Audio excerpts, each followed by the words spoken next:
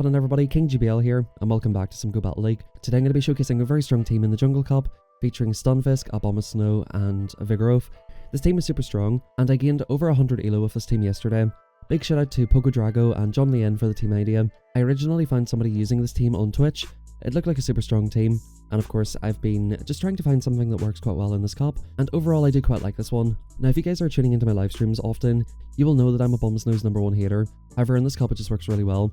Now right here they come back in with the Salazzle, quite a spicy team by the opponent here. We're going to get off Elastic and Icy Wind, which does about 30% of that thing, even though it is resisted. We come back in with the Pancake. Now the opponents do know Dragon Pulse, so this could hurt a lot. They go for resisted Poison Fang and come into the Snow. We should be in a decent position to win this match. I think we just let this move go. We can live any one move from Snow. They go for Energy Ball. It hits pretty hard. The Salazzle has a ton of energy, so I sort of need to keep the shields for that Pokemon. And I think the opponent will most likely want to keep their shield for it as well. They do shield up the first Body Slam, and I think at this point the opponent should really look to let this go, because Salazzle down shields is kind of looking a little bit rough. I go straight for the move.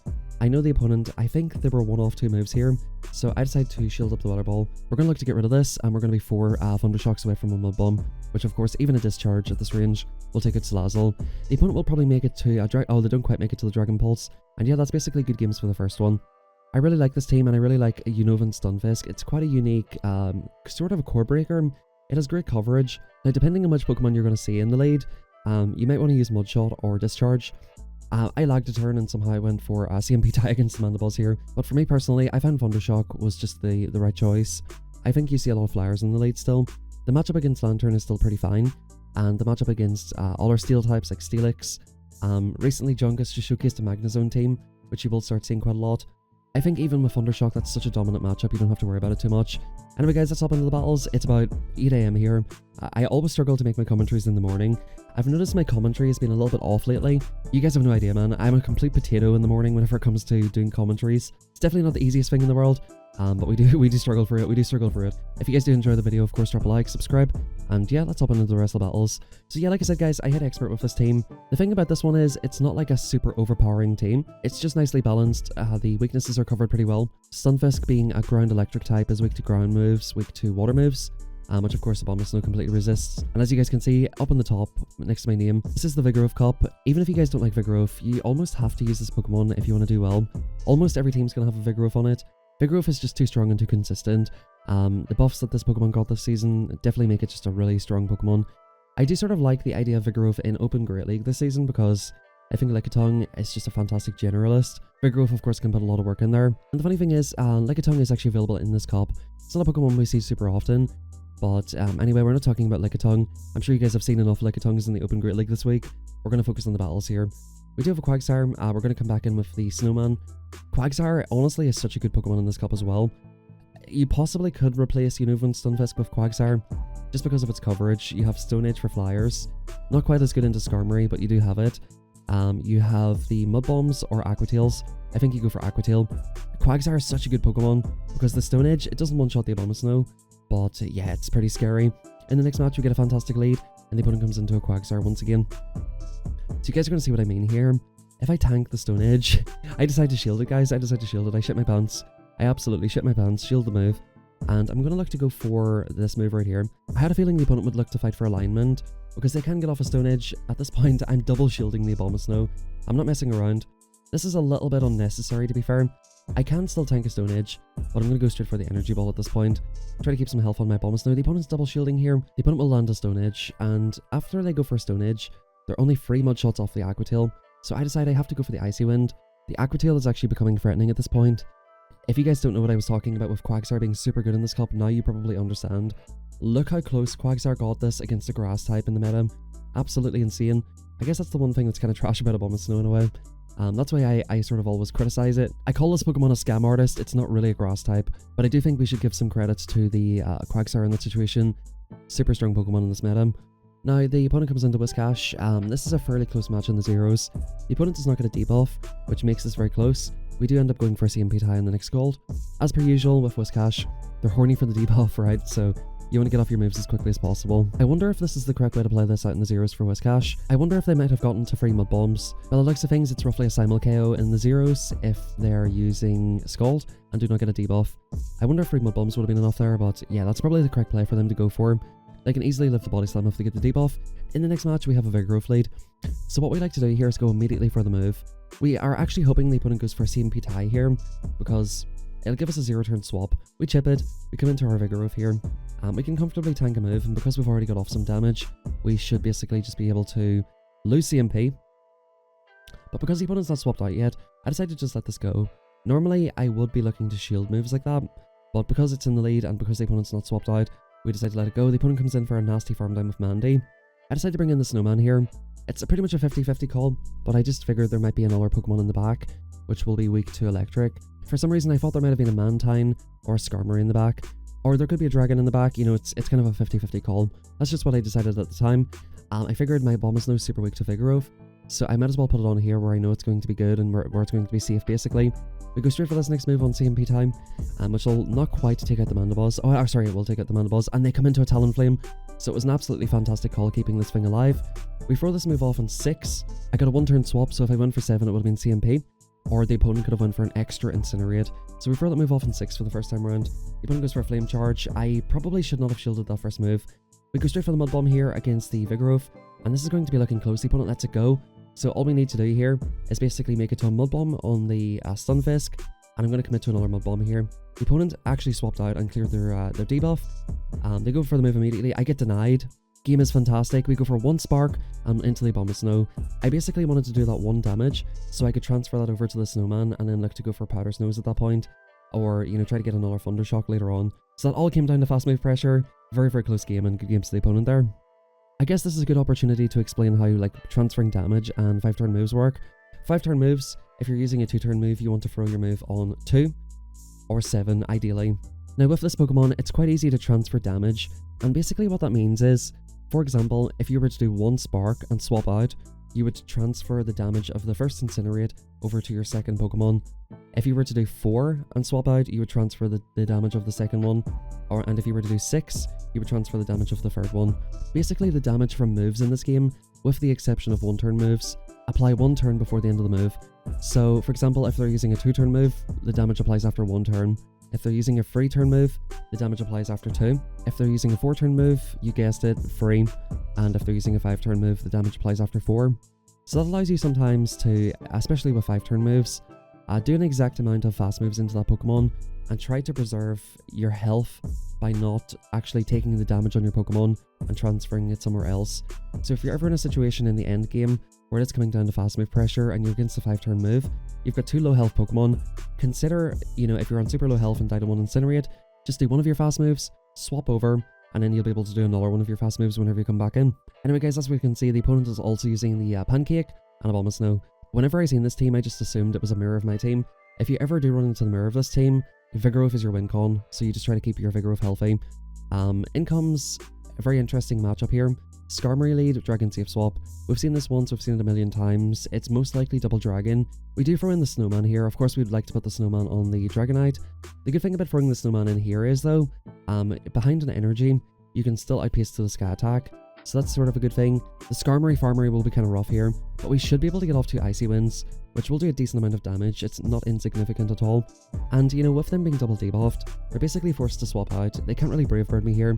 They swap out into Dragonite. We're getting ahead on energy once again. I think what I like to do here is stay in to throw off 2 moves. Oh, I stay in to throw off 1. Vigoroth just outpaces Dragonite anyway, so all we need to do is build up to back-to-back Body Slams. I don't think we even need to land a Rock Slide here. Yeah, we go straight for Body Slam, not messing around. The opponent, of course, will go straight for Dragon Claws, which are 12 turns, and we get to the Body Slams in 10 turns. It's a CMP tie on the second move, more than happy to shield this up. The opponent has no shields remaining, and they're basically dry on energy. This just about KOs the Dragonite, and the opponent's still forced to throw energy on the Vigoroth. Good games well played. And once again, like, that's just why Vigoroth is so strong in this cup. Has just played into absolutely everything. If you are looking to make a climb in this cup, unfortunately, if you're a Vigoroth hater, you're not going to like it too much. I do highly recommend that you more or less have to use this Pokemon. In comes the Steelix lead. We go for 7 and throw for good timing, and we go for the Mud Bomb here. This would definitely be a lot better if we had the correct move. Now, the opponent's actually building up a lot of energy, and at this point, I decide, like, I don't want to invest a shield in this early matchup. The opponent was building up to the Earthquake. I don't want to shield it. I'm going to come into Vigoroth and start countering it. And once again, they most likely come into their own Vigoroth in this situation, but they do come into a Mantine. Now what I do is try to play for a CMP tie, which I do win, which means the opponent dumps all of their energy and I get off my move. The opponent does not fall for it, but they do fall for a CMP on the body slam. This is definitely a mistake by the opponent, because one rock slide and one body slam is going to be enough to take out the Mantine. In comes their own Vigoroth. Not sure why they didn't come into this, and we even get off a dying body slam. Vigoroth is too good in this cup, guys. This is me debuffed by one stage with a Psychic Fangs. We've destroyed half their team with this thing. Now our only option here is to bring in Unova and Stunfisk. We cannot bring in the Snowman. I go for an extra overfarm here. I definitely need to land 2 moves with this if possible. We definitely need to put this in a manageable range. So if you guys want to know the difference between Mud Bomb and Discharge, I think Discharge does about 3 more damage if I'm not mistaken. But, or maybe it's 8, I'll check in a second here. But Mud Bomb is cheaper. It's 5-4, 5-4 for Mud Bomb, and it's straight 5 for Discharge. So actually, I'll just have a quick look for you guys, just to make sure I'm giving you the right info here. Mud Bomb does 72, yeah, it does 72 damage, and it's 40 energy. Discharge does 78, and it's 45 energy. So depending on how many moves you're able to get off, if you think you can make it to 3 Mud Bombs, go for 3 Mud Bombs. If not, go for 2 Discharges. In the next match here, the opponent I think was at a Skarmory lead, and they come into the Lantern. We come into the Snowman here, and the opponent's on the Pew Pew Pew Lantern. Now, I actually play this match in an interesting way. In this cup, there is a strong element of RPS, however, there is an element of energy management, getting farm downs, and being able to take an advantage out of that, right? So instead of going straight for Energy Ball, I'm allowing the opponent to get me lower first. I do not want to give the Skarmory a ton of farm, so we just go straight Icy Wind here. The opponent, like an absolute potato, decides, you know what, I'm going to fight for alignment with my water gun. Dude, it's not going to happen. Not going to happen, buddy. Not only are you giving me a shield, but you're getting me super low, and yeah, GG's. The opponent comes back in with Skarmory for the Farmery. Now the interesting thing here is the opponent stays in and builds up extra energy. I'm going to go straight for Discharge, not going to mess around. I'm going to get the damage through and see what the opponent wants to do. They actually let the move through. As you can see, like, this is not a super threatening move. I decide to CMP the opponent on a Mud Bomb. The reason I done that is because I knew they would go for Brave Bird. They built up to, I believe, 14. So I was just taking a chance they'd go for Brave Bird and that Mud Bomb would then KO. The opponent's still staying in. So I'm like, bro, I have to shield this Pokemon. There's absolutely no way that they're not weak to this in the back. We're going to spark it the whole way down. The opponent comes into a what the Trainer. I don't know what he's up to here. I don't know what he's cooking, but we're going to bring in the Vigoroth and 1 Body Slam from here. Won't quite KO, but it's good enough. Good games well played. We would have easily taken out the Quagsire, and of course, the Vigoroth would have been able to deal with the Skarmory at that range. Good games well played. I'm not too sure what that play pattern was, but fair play to the opponent. They were trying to cook something. In this next match, we do have a Vigoroth lead once again. Not a perfect lead, but the opponent actually helps me out here. Losing CMP is not often a good thing, but in this situation it is, because we go straight for the move. The opponent's completely dry, right? And I can just insta-swap into my own Vigoroth without getting a 1-turn swap. The opponent comes into the stupid Sandcastle. I hate this thing, guys. I absolutely hate this thing. I tried using it. This Pokemon is like absolutely impossible to count and throw in good timing with.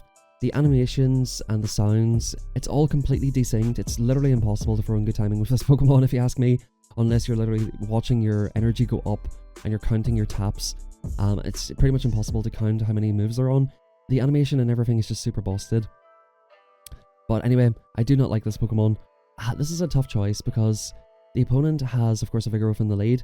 I decided to come in here and just no shield, thinking like I have to just conjure a Wincon out of my ass here at this point. Yeah, it's just, unfortunately, it's not happening.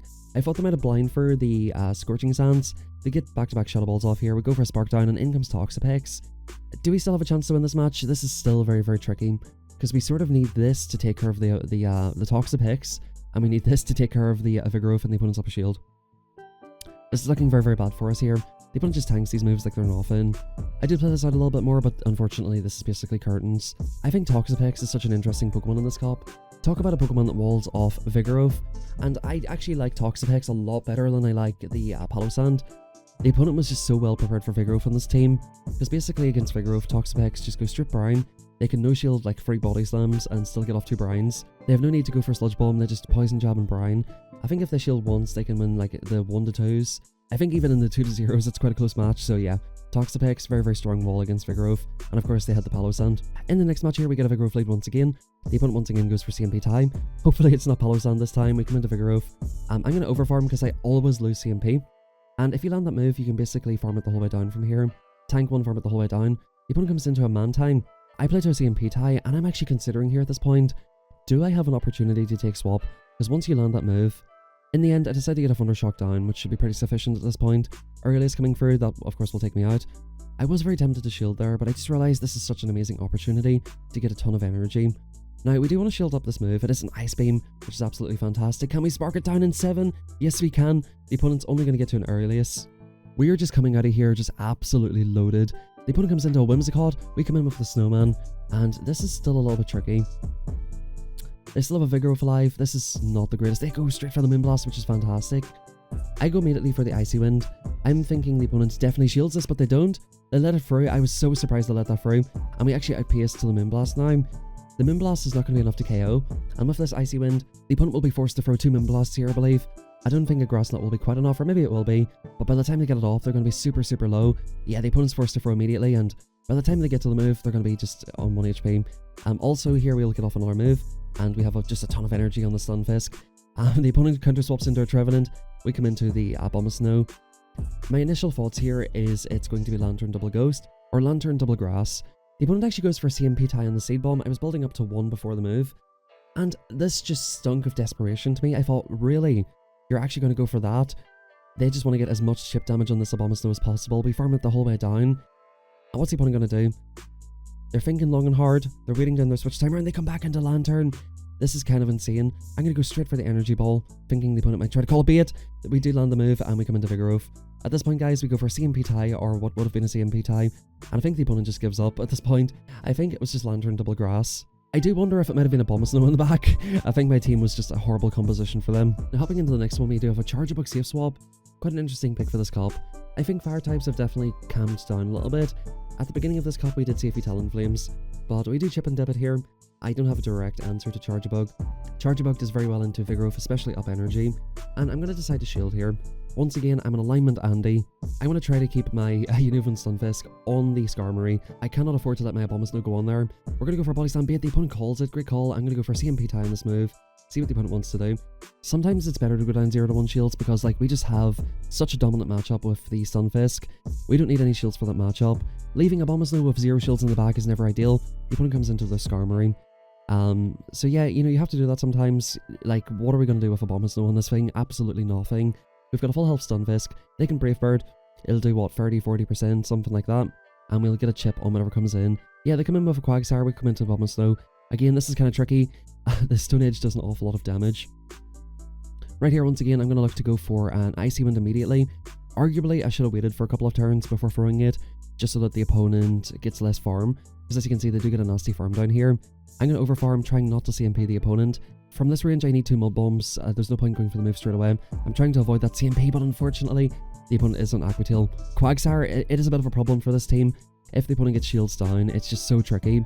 So good game to the opponent, and it's in the lead this time. Quagsire's haunting us here. Quagsire's haunting us. Now, I go for a swap, and the opponent comes into Decadooey behind on energy. This is not the play by the opponent, because we can just go for Rock Slide. That does roughly half. And if you land the Rock Slide, you can basically start committing to just Body Slams and counters. So that's exactly what we're going to do. We're going to shield the Frenzy Plant. The opponent would have to be an absolute serial killer to go for a double resisted Spirit Shackle, and we're going to go for the double resisted Body Slam.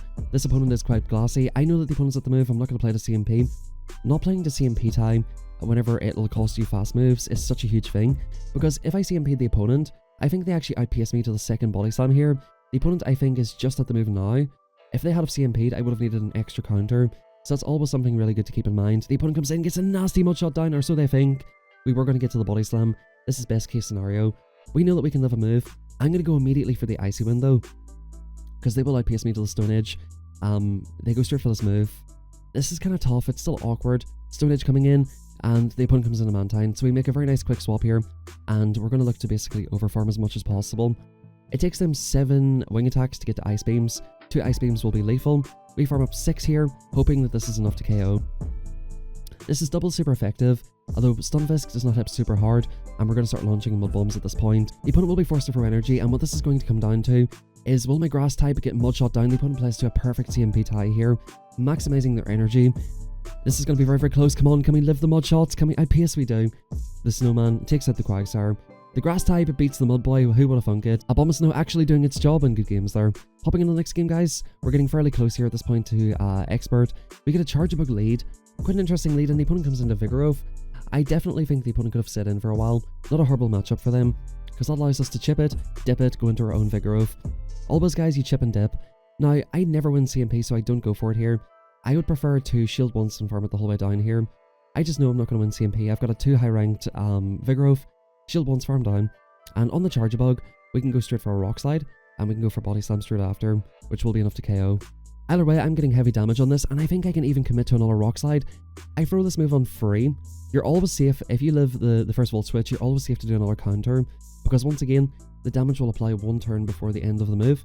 They're using a 4-turn move, I'm using a 2-turn move, so after my 2 turns, the damage will not have been applied yet. I was able to free and throw, the opponent comes into Whimsicott, I'm not going to mess around, I'm going to shield the Moonblast. Thankfully the opponent did not go for a bait. We're an insta-fring Andy here, we're going to go straight for the Icy Wind. I'm horny for the debuff, and I want to get rid of this Whimsicott as soon as possible. Even if I have to play the CMP, actually I don't play the CMP time. Once again, maybe that was some sort of a loose con for me. I guess I decided I want to go for an extra overfarm. The opponent actually realizes, yeah, I didn't go for CMP, so that's basically curtains. I can more or less just build up to 2 moves, and we still have the Stunfisk. Anyway guys, like I said, this team works super well for me. I do recommend it if you're looking to make a push. Once again, we have Stunfisk into the Vigoroth. The opponent does us a favour. We go for a CMP tie here, which we lose, of course, but we get the 0-turn swap, which is the most important thing. If the opponent gets ahead in energy a little bit too much and starts shielding moves, they can make the swap a little bit awkward. If you do have a CMP winning Vigoroth, you can go for CMP in that situation. I don't like going for it because 90% of the time I lose it. We're going to look to try and counter it the whole way down, and we've taken alignment with 2 Body Slams to go. In comes the Water Gun Lantern. We're going to get both of these moves off, and we just have such a hard wall for this in the back in Abomasnow. This opponent is about to find out that, yeah, this team is just not very good for them. The opponent Water Guns us down. In comes the Abomasnow. Water Gun Lantern would be quite good against the Stunfisk, so we're definitely very happy to take this alignment right here. The opponent will build up to a Thunderbolt and go for it, but we're going to go for an Icy Wind immediately. I'm not going to allow the opponent to chip me down too much. The opponent has not swapped out yet, and they actually do finally come into Whimsicott. Good games well played. So yeah, that match was pretty much a foregone conclusion, but I just wanted to sort of show you, like, that's how you typically play Vigoroth lead in this cup. Just chip it, go into your own Vigoroth, even if it's your only hard answer to it. If you can draw out something with your own Vigoroth, you can look to get a farm down with Stunfisk and get some energy off on it. Now, on the Steelix matchup in the lead, I like to get off 2 moves here at the very least. The opponent here will go for a move, and I go for a catch on Vigoroth, getting the counter through, which means I will probably still be able to get off 2 Body Slams on their Vigoroth. I outpaced to the first move. If I let the Body Slam go, it will KO me. I do need to get this Pokemon a little bit lower. The opponent's shielding, and whenever the opponent starts shielding, it is a bit awkward. This is definitely well worth a shield. We need to get this Pokemon lower, or get their final shield. If we can get their final shield plus an extra counter or 2, we can basically put it into a decent range. The opponent instantly froze their energy. That was a mistake by the opponent. I think the opponent could have countered me down with the defense drop. Now at this point, guys, we can look to either Powder Snow it down or Thunder Shock it the whole way down. That's a massive energy lead, and we'll see what the opponent comes into. They come back into Steelix. Could it be that the Stunfisk is core breaking this entire team? The opponent shields it, which is quite interesting. I go straight for another Mud Bomb, and we're basically going to see what the opponent has in the back here. Mud Bomb coming in, that's going to get the knockout, and in comes the Mantine. This is curtains. Good games well played. In the next one, guys, we have a Skarmory. I believe I won 16 out of 25 games yesterday, and the opponent comes into an Altaria. So I think I decided to play this a little bit unconventionally. Whenever you see a Skarmory in the lead, a Flyer lead, or you see a Talonflame lead, and then you see a swap into Altaria, you can almost bet that it's going to be a Dragonite in the back. I decided my best play is to basically keep 1 shield for Abomasnow, look to build up a ton of energy with Vigoroth, look to get off the rock slides, you know, do a chip and dip, not show them my hard answer. I don't want them to draw out the Abomasnow, because they basically want to draw it out and try to get off a Sky Attack on it, and then farm it the whole way down with Skarmory. That's not what I want to happen. I would rather get off 2 rock slides with the Vigoroth on the Skarmory, which does put them super low, and this is just a much better position for us now. Yeah, basically, the opponent goes into the Dragonite, we come into this, and because we still have a shield, they cannot threaten us with the superpower. Good games well played. So that's just another thing to keep in mind, guys. I hope you all enjoyed the video. We get the free 2 to finish out here, and we do get the 2754. Good games. I've had a rough season this season, but we do manage to hit Expert. I want to say a big thank you to everybody who's been supporting the channel by viewing the streams, viewing the videos, commenting, liking. I don't always get to reply to everything. I do highly appreciate it though. Big thank you for all the support, guys. I do apologize, I've been molding a little bit this season more than I was last season, and I've been streaming pretty much all of my battles, so this is a little bit of a sort of different thing for me. Last season I done a lot of my battles in Discord. This season I'm actually streaming them on YouTube, so definitely a little bit different for me and a little bit more difficult. And I hope that you guys can in the near future. Thank you very much, guys. I hope you all have a fantastic rest of your day. Drop a like in the video, subscribe, comment down below, and feel free to join our Discord in the description down below if you want to check out our streams, and of course hang out with us and get some info about the game and all that kind of fun stuff. Take it easy, and I'll catch you all next time.